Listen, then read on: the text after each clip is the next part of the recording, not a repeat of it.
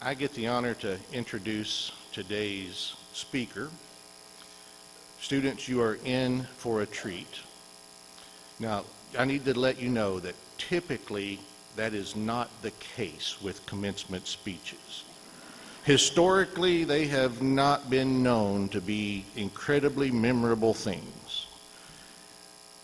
Every now and then, you will have the famous Churchill Iron Curtain speech that happens. Typically, that is not the case. I can't eat, for instance, my graduation. When I was sitting at Eastern Kentucky University in the same situation you guys are in now, I cannot tell you what my commencement speech was about or what he or she might have looked like that said it. I remember absolutely nothing about it. I suspect you will remember yours today. As you know, I have a great desire for this day to be your day, your celebration, a day for the students. I'm not going to get someone that's come to tell you about their wonderful 30-year career at AT&T because we don't care. This is your day. The person that's going to be speaking to you today, I think, is going to meet my goal of making this a celebration, your celebration. I think he's going to meet that famously.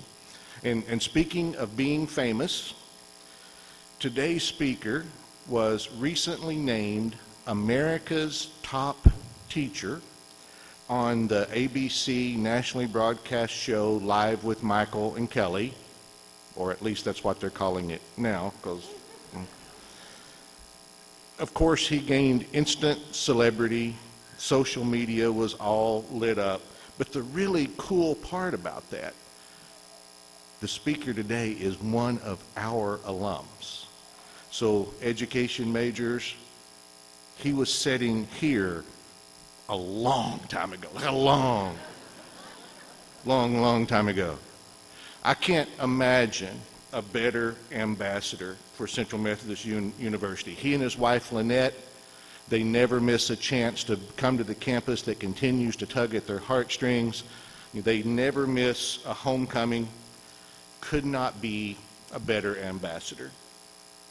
The honorary doctorate is the highest honor that this university and its faculty can bestow upon someone. Our faculty voted to bestow that honor on today's speaker.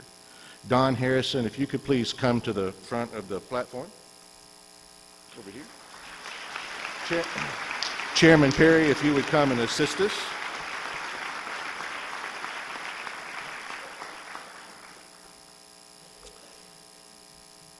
And by the power vested in me, by the state of Missouri and the Central Methodist Board of Trustees, I hereby confer upon you the degree Doctor of Humane Letters with all the rights, privileges, and responsibilities appertaining thereunto.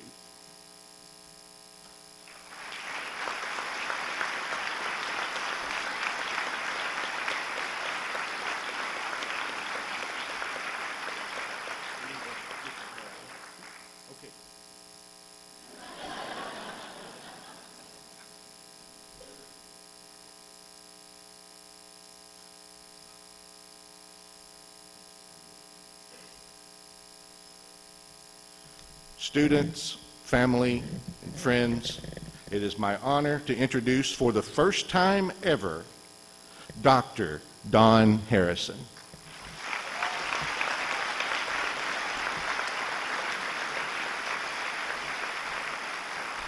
I'm a doctor now. Whoa.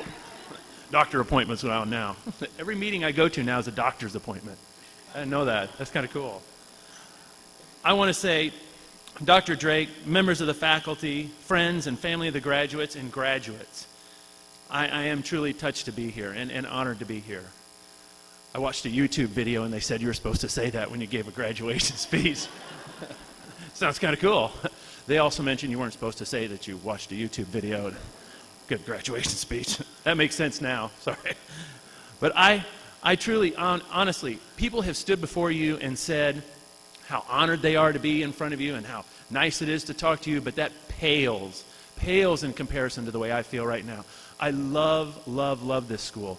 33 years ago, I was an MYF student, and we came and did a campus visit. We stayed right in the back of Puckett Fieldhouse here underneath, packed us in like cordwood, and we toured the campus, and I fell in love with the place. I had to go here. I applied just to one school, and it was this one. And I truly am honored to be here, and can't tell you what it means to be your last lecture here before you leave Central. And I mean, okay, so maybe you don't believe me. Okay, check this out. Like he said, 1985, since 1985, I've been to every homecoming they've had. Rain or shine, whether I was skinny or gained a lot of weight, I came every year. So you can see me next year in October right out there at the corner. Okay, how about this? I married my Central sweetheart. Yeah, 27 years of marriage. Love her like the day I did when we graduated.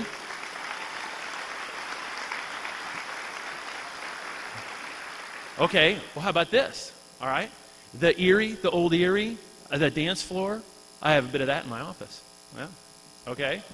All right, well, how about, okay, you know, on Morrison Street when they took all the bricks out and repaired it, I have those bricks in my yard. Yeah, some of this, I probably shouldn't have said that, though. Sorry. They were right there, just sitting out. Nobody said a name on it or anything, but it comes up short if you notice, about 12 bricks short if you go down Morrison Street. Okay, how about this? Custom Central Methodist Converse. Yeah, okay. Yeah, or okay, how about this? On my back, I have a huge Central Methodist tattoo. All right, it's a Central Eagle, and it's flying over T-Berry. I'd show it to you, but the road, you know. Okay, and it's got, in one talon, it's got an Evangel Crusader in one hand, and it's got a Graceland Bumblebee in the other hand. And it's, okay, I really don't have a tattoo on the back, but it sounds pretty cool. Let me get that. No, can't get that. Okay, something small. But our Central, and it was the same in a lot of ways, and it was different in a lot of ways. When I came to Central, they touted it as 62 acres of Christian atmosphere. Like by September, I'd figured out it was 62 Christians and acres of atmosphere. You know, like on your dad's Facebook account, you know how it says, good thing I didn't grow up when with social media? Yeah, that's true. That was a career saver right there. The fact that people weren't taking pictures of me when I was doing stuff at Central Methodist, I don't know how you people got here. I don't know. There would have been evidence. There were just stories, but now they're evidence. But our Central was the same in a lot of ways. As freshmen, we were scared when we walked into T-Berry, scared to death. We didn't know what it was all about. And then as seniors, we puffed our chests and walked around here. We were so proud. Like, these freshmen look like middle school kids. What's the deal? You know? We had that same experience.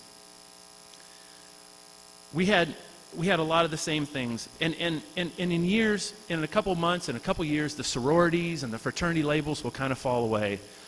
I was because it's a family, and it's really a family that you're moving into now. You'll see somebody at church, and there's a little old lady. It's like, I went to Central too. You know, you have that connection with them. I was in the Atlanta airport several months ago, and from the next terminal over, from the next little gate over, Mike Spalding yells out, hey, Harrison, what are you doing? Whoa, Mike Spalding and I. We talked forever. Now, when Mike went to Central and I went to Central, we were in different fraternities. So I hate his guts, okay? Right, okay? But after years of that falls away. And we had things to connect to each other, and we talked for a long time and visited. And here's the other kicker, too. Even though we weren't the best of friends at Central, we had that connection, and I knew if I needed anything from Mike, he'd do that for me. And if Mike needed anything, I could do that for him. Unfortunately, I'm a kindergarten teacher, so it's kind of limited to glue sticks and crayons. Hey, Mike, I can hook you up with some glue sticks. I know a fourth grader that's got a lot of wrestling cards. He can set you up. But you're in a Central family, and that's what you're growing into now. And I've seen Central through many administrators, and I've got to tell you, to be honest with you, there have been good times and there have been great times. And the times you're going through now with Dr. Drake and what he's doing and what he means to this place and what he means to alumni is amazing. He is truly making this place a family. And when he says that, he means that. And he says that he's touched, and he means that. You are important to him. You are important to Central. And I commend Dr. Drake for that. Several months ago, I realized the importance of that family. My wife was hooked up to wires and tubes after a near-fatal car accident. We were in the hospital. And it's really tough, and you don't know if you're going to make it.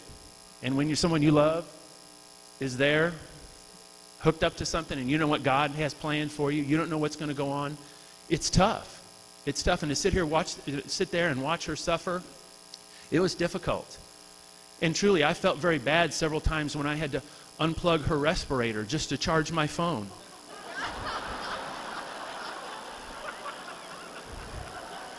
Okay, for real. There's not a lot of outlets in an ER room. Just go sometime. They don't ever think, oh, somebody need to charge a phone. No. And it was, to be honest, it was just little bits of time. Okay, you just unplug it for a little bit, head on airplane mode and plug it in, and then when the alarm started going off, you switch. She didn't know until this moment. But we were sitting in there, and my family was gathered around her, and a nurse sticks her head in and said, someone from Central Methodist University is out in the lobby for you. And like you, I owe a bill. Oh no, I got a bill. We didn't pay something. In my wildest dreams, I would have never imagined that it would be Dr. Drake in the lobby. He came all the way from Central to KU Med Center just to let me know, just to let Lynette know and our family know that our Central family had our back. What did we need? What can we do for you? And that's the kind of family you're going into. And that is unbelievable. You cannot know what that means. And I know that's going to happen for you. I met a lot of great people when I was here at Central. It was a fun place. And I met a lot of great friends, a lot of great professors. And one of them was Doc R. Okay? Yeah. Oh, people call him O.A. Robinson or Dr. Robinson. I just called him Doc R. And he always was like somebody had this rumor like he was in the FBI or CIA. You never knew if he was like a Navy SEAL operative or something. Like he'd go out and take a phone call. Who's that? You know, who's he talking to? Or if you said something ridiculous in class, like he'd throat punch you right there, just knock you down. I was scared to death. I had the privilege, though, of taking 2 of Dr. Robinson's classes.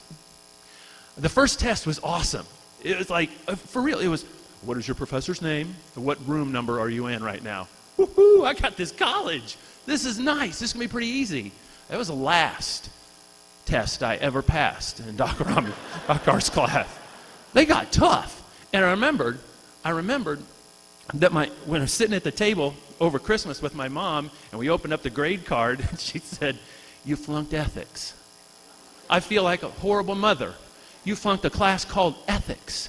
I said, Mom, it's a bunch of old dead people, and you have to remember all the things they thought about and things they thought were cool, and Doc R wants you to know in detail what they said.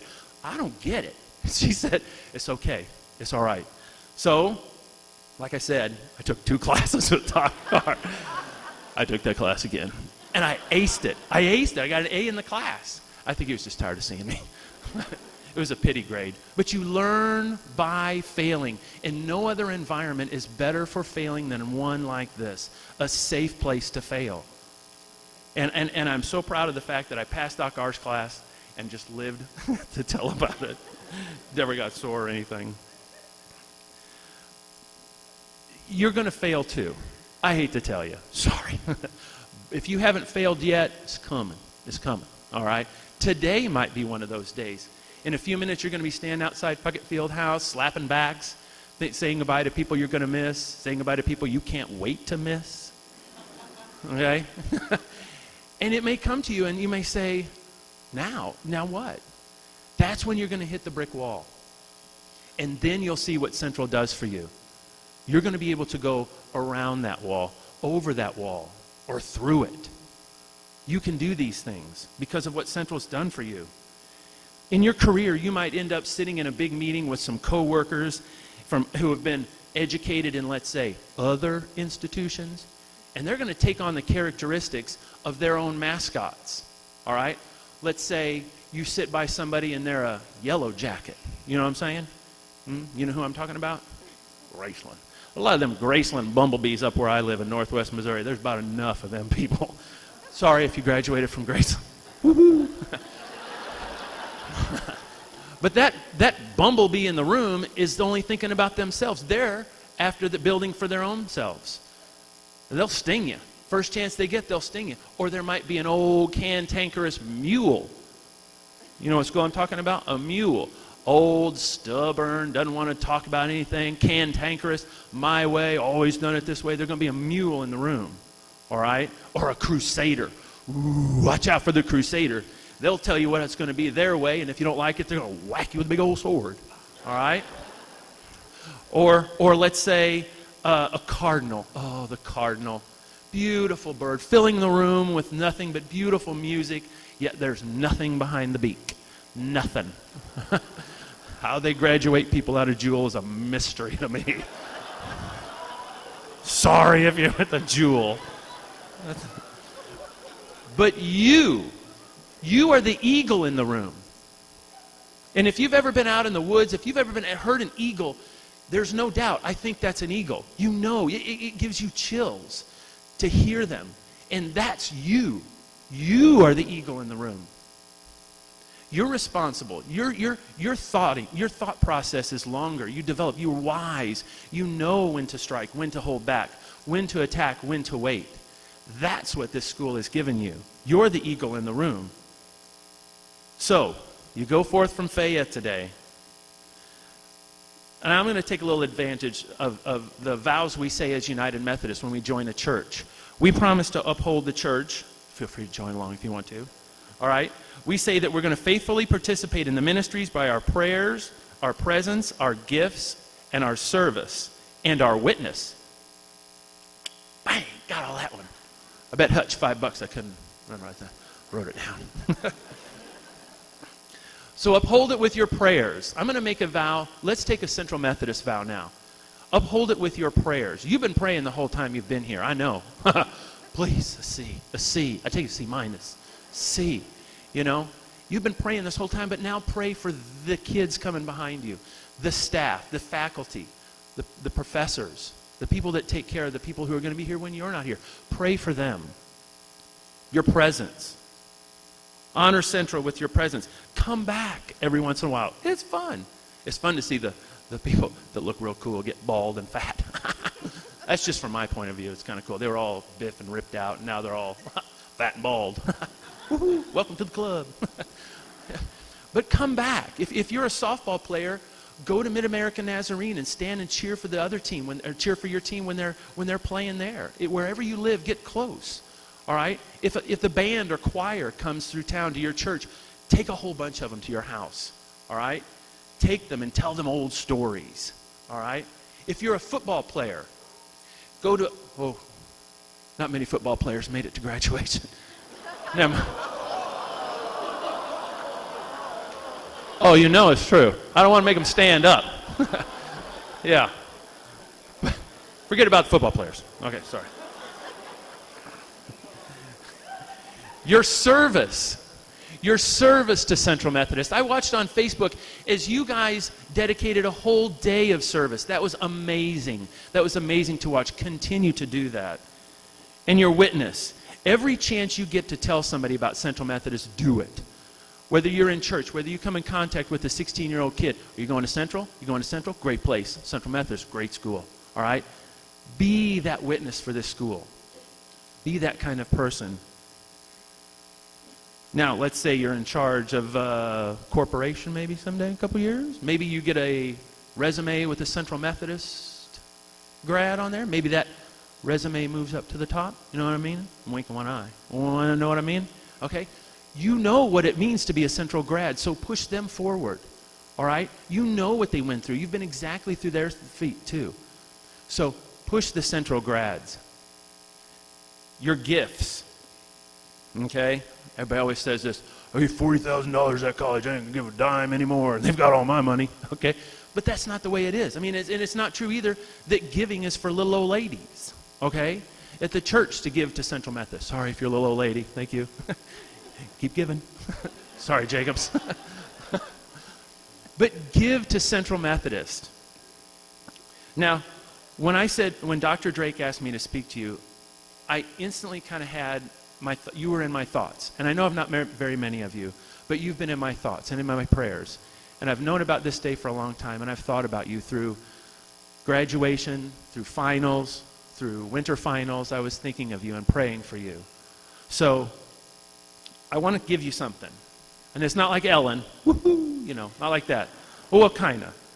But I'm honored today to make a donation to you that takes effect at 4 o'clock today. And it's your first donation as a Central alum. Okay, now wait. You got to remember, I'm a school teacher in Northwest Missouri. Okay? So you got to consider the mustard seed. Remember the mustard seed in Matthew? It grew where it was planted. It grew into something beautiful. But where the mustard seed was planted was the most important part. And I can think of no better place to put a mustard seed is to you and what you're going to do. So, I've made a donation of $5 in every one of your names today at 4 o'clock. And it's your first donation as an alumni.